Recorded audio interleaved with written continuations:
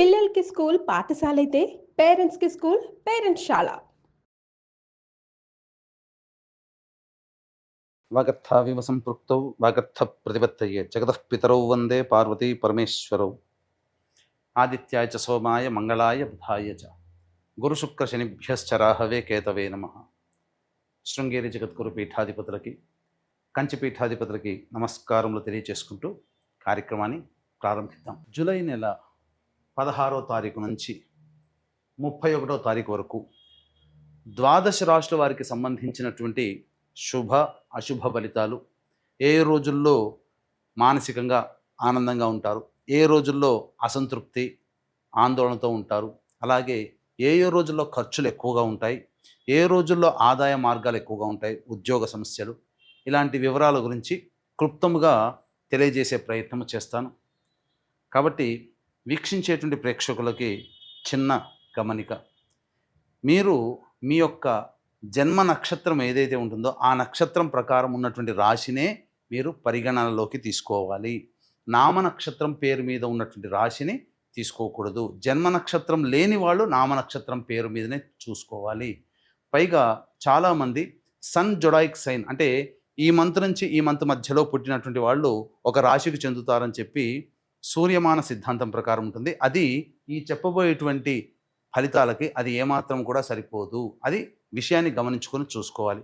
కాబట్టి జన్మ నక్షత్రము, జన్మ రాశి లేదా ఈ రెండు లేకపోతే నామ నక్షత్రము, నామరాశి మీద ఉన్నటువంటి వివరాలనే మీరు ఆ రాశి ప్రకారమే చూసుకుంటే మీకు రమారమిగా మీ ఈ చెప్పబడే ఫలితాలు మీకు సరిపోతాయని చెప్పవచ్చు.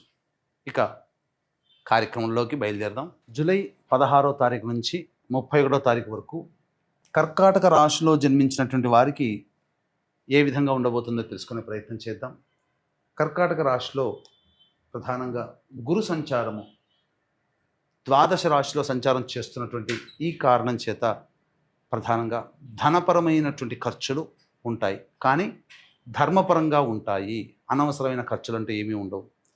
కాకపోతే 27వ తారీఖు తర్వాత ఆ 4 రోజులు, 5 రోజులు, 27, 28, 29, 30, 31, ఈ 5 రోజుల్లో మాత్రం మీ హుందాతనాన్ని పెంచే విధంగా దుస్తులు కానీ వస్తువులు కానీ కొనుగోలు చేస్తారు. ఎలక్ట్రానిక్ గ్యాడ్జెట్స్ కొనుగోలు చేసే అవకాశం ఈ గురు సంచార ప్రభావం వలన కలుగుతుంది. ఇక ప్రధానంగా చూసుకున్నట్లయితే జన్మరాశిలోనే రవి సంచార ప్రభావం కాబట్టి ఇది కాస్త ఇబ్బందికరంగా ఉండేటువంటి సమయము. ఉద్యోగస్తులు భయముతో పనిచేయాల్సినటువంటి పరిస్థితి, అలాగే ఆరోగ్యం పట్ల కూడాను శ్రద్ధ వహించాల్సినటువంటి పరిస్థితి అని చెప్పవచ్చు. ఇక రాశిలోనే బుధుడు కూడా సంచారం చేస్తున్నటువంటి ఈ కారణం చేత కర్కాటక రాశిలో జన్మించినటువంటి వారికి బద్ధకం పెరగడం, ఏ పని యందు కూడాను ఆసక్తిగా లేకపోవడం, ఈ కారణాల వల్ల కొన్ని ఇబ్బందికర పరిస్థితులు తలెత్తుతాయి. కాబట్టి జాగ్రత్తలు పాటించండి. రవి బుధులు రాశిలోనే సంచారం చేస్తున్నటువంటి ఈ కారణం చేత ప్రధానంగా ట్రాఫిక్ చలాన్లు కానీ లేదా ప్రభుత్వానికి ఏదైనా పన్నులు చెల్లించాల్సినటువంటి పరిస్థితుల్లో ఈ యొక్క కర్కాటక రాశిలో జన్మించినటువంటి వారు ఉంటారు అని చెప్పవచ్చు. ఇక కుజగ్రహ సంచారం కూడా ద్వితీయ స్థానంలోనే కేతుగ్రహ సంచారం ఉండడం, కుజుడు 28వ తారీఖు వరకు సింహరాశిలో ఉండడం, మ్యాక్సిమం 16 నుంచి 28 అంటే దగ్గర 12 రోజుల పాటు ఉండడం, ఈ కారణం చేత కుజుడు కూడా అనుకూలంగా లేకపోవడం ఈ కర్కాటక రాశి వారికి ప్రధానంగా సమస్యలు అధికంగా ఉంటాయి. కాబట్టి జాగ్రత్తలు పాటించండి. వాస్తవం చెప్తున్నాను, ఎంతోమందిని నేను కర్కాటక రాశిలో వాళ్ళని చూశాను. జూలై మాసం ఏమాత్రం కూడా కర్కాటక రాశి వారికి అనుకూలంగా లేదు. వాస్తవాన్ని జీర్ణించుకోవాలండి, తప్పదు.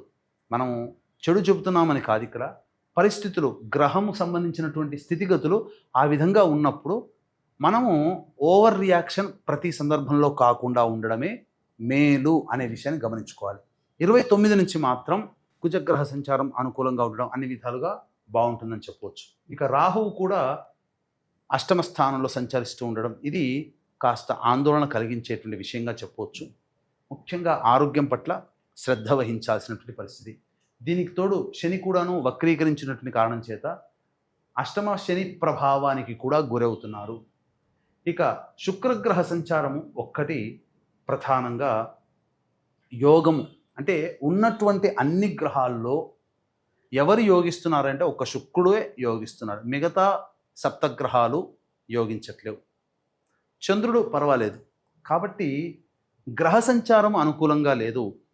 కాబట్టి జాగ్రత్తలు పాటించండి. అనవసరమైనటువంటి వివాదాల జోలికి వెళ్ళకండి, అనవసరమైన పెట్టుబడుల జోలికి వెళ్ళకండి. ఎవరికీ కూడాను మొహమాటానికి అయినప్పటికీ కూడాను వాగ్దాన రూపంలో కానీ సహాయ రూపంలో కానీ ధనాన్ని మాత్రం మీరు మీ యొక్క చెయ్యి దాటనివ్వకండి. చాలా సమస్యలు వస్తాయి. ఓపిక పట్టండి, గ్రహాలు అనుకూలంగా లేవు. కాబట్టి ఏతవాత చెప్పొచ్చేది ఏమిటంటే, ఈ కర్కాటక రాశి వారికి అనుకున్నంత శుభ ఫలితాలు గతంలో లాగానే ఉండవు. కాబట్టి జాగ్రత్తలు పాటించండి. కర్కాటక రాశి వారికి ఎందుకు ఇన్ని సమస్యలు అంటే, ఏ గ్రహస్థితి కూడాను అనుకూలంగా లేనప్పుడు మనం కొన్ని రోజులు తగ్గి ఉంటే వచ్చే నష్టం ఏముంది? కాబట్టి జాగ్రత్తలు పాటించండి. ఇక ఈ రాశిలో జన్మించినటువంటి మహిళలు అనవసరమైనటువంటి గొప్పలకి పోకుండా ఉన్నంతలో సర్దుకుపోయి తత్వాన్ని కనుక అలవర్చుకుంటే చాలా మటుకు మంచి జరుగుతుంది. ఈ రాశిలో జన్మించినటువంటి మహిళలు, గర్భాన్ని ధరించినటువంటి మహిళలు ఎవరైతే ఉంటారో వాళ్ళకి చక్కగా మంచి శుభ సంతానమే కలుగుతుంది. సంతానం కోసం ఎదురు చూసేటువంటి వ్యక్తులకి సంతానం కలుగుతుంది. ఎక్కువగా గర్భాన్ని దాల్చినటువంటి వ్యక్తులకి ప్రసవమతే స్త్రీ సంతానం ఎక్కువగా కలిగే అవకాశము గోచరమవుతుంది. ఇక ఈ రాశిలో జన్మించినటువంటి విద్యార్థినులకి మంచి జరుగుతుంది. వివాహ సంబంధాల విషయంలో మంచి జరుగుతుంది. ఇబ్బంది పడాల్సినటువంటి అవసరం లేదు. అలాగే కోరుకున్నటువంటి విద్యా సంస్థల్లో ప్రవేశం జరుగుతుంది. ఇక తర్వాత ఓవరాల్గా ఈ రాశిలో జన్మించినటువంటి విద్యార్థినులకి మంచి శుభావకాశాలు కలుగుతాయి. వివాహ సంబంధమైనటువంటి విషయాల్లో మీకు వివాహ సంబంధాలు కుదురుతాయి. కాబట్టి జాగ్రత్తలు పాటించండి. అన్ని విధాలుగా చూసుకున్నట్లయితే ఓవరాల్గా సమయం, గ్రహస్థితులు అనుకూలంగా లేవు, గ్రహ గతులు కూడా అనుకూలంగా లేవు. కాబట్టి ఉన్న దాంతోనే కొనసాగించుకునే ప్రయత్నం చేస్తూ కొత్త దాంట్లో వేలు పెట్టకండి. ఉద్యోగస్తులు ఉన్న దాంట్లోనే చేయండి. వస్తాయి, అవమానాలు ఎదురవుతాయి, ప్రెజర్ ఎక్కువగా ఉంటుంది. అంత మాత్రం చేత గ్రహము అనుకూలంగా లేనప్పుడు మీరు కొత్త వాటి కోసం ప్రయత్నం చేస్తే ఉన్నది పోతుంది. కాబట్టి తెలివైన వాళ్ళు ఉన్నదాన్ని వదులుకోరు. ఆ నిర్ణయం మీదనే ఉండి భరించండి, తప్పులేదు. దెబ్బ తాకినప్పుడు భరిస్తాం కదా, తగ్గేంత వరకు ఓపిక పడతాం కదా. అంత మాత్రాన ఆ దెబ్బ తగ్గట్లేదని రోజు రోజు పెద్దకు చేసుకోలేం కదా. అలాగే సమస్యలు ఉంటాయి, భరించే అవకాశాన్ని కోల్పోకండి, భరించండి. ఇక కర్కాటక రాశిలో జన్మించినటువంటి వారికి 16 నుంచి 31వ తారీఖు వరకు ఏ విధంగా ఉండబోతుందో తెలుసుకునే ప్రయత్నం చేద్దాం. 16, 17 తేదీల్లో మానసికమైనటువంటి ప్రశాంతత లోపిస్తుంది. ఏదో ఒక ఆందోళనగా ఉంటుంది మనస్సు. మరియు సంతాన మూలకంగా విభేదాలు, ఖర్చులు పెరుగుతాయి. సంతానంతో సమస్యలు వస్తాయి. కాబట్టి లౌక్యంతో వ్యవహరించండి. ఇక ఆస్తిపాస్తులకు సంబంధించినటువంటి విషయాల పట్ల చర్చకి వస్తాయి. ఇక 18, 19, 20, 21, 22 ఈ 5 రోజుల్లో చేస్తున్నటువంటి వృత్తి, ఉద్యోగ, వ్యాపారాల్లో చక్కగా ప్రతిఫలం అనేటువంటిది ఎక్కువగా ఉంటుంది. ఖర్చుకు మించిన ఆదాయం లభించడం ద్వారా ఆనందంగా ఉంటారు. ఉద్యోగ మార్పులకి ఇది చాలా శుభ సమయం. నిరుద్యోగస్తులకి ఇది చాలా అనుకూలంగా ఉండేటువంటి సమయంగా చెప్పవచ్చు. ఇక 23, 24 తేదీల్లో ఖర్చులు అధికంగా ఉంటాయి. కాబట్టి జాగ్రత్తలు పాటించండి. అజీర్ణ సంబంధమైనటువంటి వ్యవహారాల్లో ఇబ్బంది పడతారు. కాబట్టి మీరు ఫుడ్కి సంబంధించిన విషయాల్లో జాగ్రత్తలు పాటించండి. అలాగే అనవసరమైనటువంటి వృధా ప్రయాణాలు, మానసికమైనటువంటి ఆందోళన, ఏ పని చేయాలనే ఆసక్తి ఉండకపోవడం ఇవన్నీ కలుగుతాయని చెప్పవచ్చు. ఇక 25, 26 తేదీల్లో ప్రధానంగా పెండింగ్లో ఉన్నటువంటి పనులని పూర్తి చేసుకుంటారు. అలాగే విందులు, వినోదాల్లో పాల్గొంటారు. రెస్పాన్సిబిలిటీస్ని పూర్తి చేసుకుంటారు. ఆనందంగా గడుపుతారని చెప్పవచ్చు. ఇక 27, 28 తేదీల్లో కుటుంబ సభ్యులతో వాగ్వివాదాలు పెరుగుతాయి. మీరు కొద్దిగా ఉద్రేకానికి గురయ్యే సంఘటనలు కుటుంబంలో జరగడం, బయట కూడా ఉండడం, తద్వారా కొన్ని ఇబ్బందికర పరిస్థితులను ఎదుర్కోక తప్పదు. ధనపరమైనటువంటి నష్టం కూడా గోచరమవుతుంది. ఇక 29, 30, 31 తేదీల్లో ఆనందకరమైనటువంటి జీవితాన్ని పొందుతారు. ఎన్నాళ్ళ నుంచో ఎదురు చూస్తున్నటువంటి అవకాశాలు ఉద్యోగపరంగా, వృత్తిపరంగా, వ్యాపారపరంగా ఏదైనా ఒక శుభ వార్త వింటారు. ఇతరుల సహాయ సహకారాలతో మీ పనులన్నీ కూడాను పూర్తి చేసుకుంటారు. ముఖ్యంగా ధనపరమైనటువంటి సమస్యలు మీకు తీరుతాయి. రాని బాకీలు వసూలవుతాయి. అన్ని విధాలుగా ఆనందదాయకంగా ఉంటారని చెప్పవచ్చు. తర్వాత చెప్పొచ్చేది ఏమిటంటే, ఇంతకుముందు చెప్పుకున్నట్టుగా గ్రహ సంచారము అనుకూలముగా లేదు. కావున ఇక్కడ శివాజ్ఞ మేరకు కాశీక్షేత్రంలో అమావాస్య రోజున 24వ తేదీన అమావాస్య, ఆ సందర్భంగా పునరుసు నక్షత్రము గురువారము కలిసినటువంటి అమావాస్య కాబట్టి తండ్రి వైపు 3 తరాలు తల్లి వైపు 3 తరాల్లో మరణించిన వారి ఆత్మతృప్తి కోసం పిండ ప్రదాన కార్యక్రమం చేయించడం జరుగుతుంది.